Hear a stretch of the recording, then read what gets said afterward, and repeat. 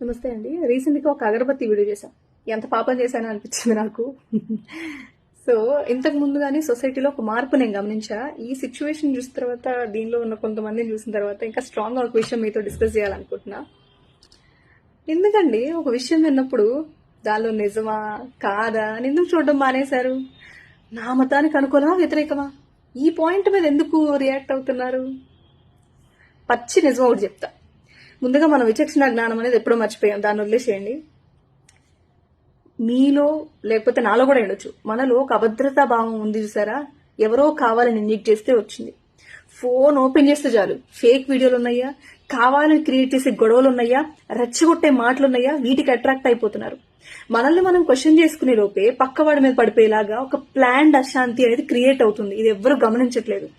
ఎవరో ఆడుతున్న chess game లో కేవలం మనం సిపాయిలాగా మారిపోతున్నాం, పావుల్లాగా అంటారు.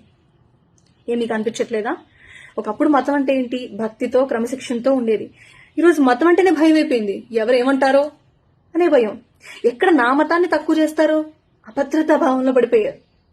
ఈ భయంలో పడిపోయి మనం ఎంతలాగా మారిపోయామంటే, కంటికి ఒక నిజం కనిపిస్తే దాన్ని అసలు యాక్సెప్ట్ చేయలేకపోతున్నారు. ఎందుకు? మతాన్ని గౌరవించడం అంటే మన సంస్కారాన్ని ప్రదర్శించడమే, అరిచి గొడవ చేయడం కాదు, లేదా పిచ్చిగా మాట్లాడేసి వదిలేయడం కాదు. ఆల్రెడీ అబ్జర్వ్ చేశాను. ఏమో చేయాలనిపించింది, అందుకే అడుగుతున్నా.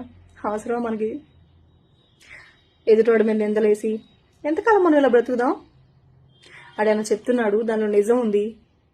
ఒకవేళ నిజం ఉంటే చూసే ధైర్యం మనకు లేదు. దాన్ని విమర్శ చేసే ఆలోచనలో ఉంటే నిజం వినే ధైర్యం ఎక్కడ ఉంటుంది? నిజమైన ధర్మం మనల్ని మనుషుల్లాగా మార్చాలి. యుద్ధం చేసి మాటలని ఇదే మనకు నేర్పించింది. కొంచెమన్నా ఆలోచన ఉందా? మన పరువు మనమే తీసుకుంటున్నామని? మీ మనస్సాక్షిని అడగండి. నేను చేస్తుంది, నేను వెళ్తున్న దారి కరెక్టేనా అని. ఏ విషయమైనా సరే అతిగా మాట్లాడడానికి కాకుండా పర్ఫెక్ట్గా మాట్లాడడానికి రెడీగా ఉండండి. నేను అందుకు రెడీగా ఉన్నా. మీరు కూడా నాతో ఉన్నారా? Just connect with me.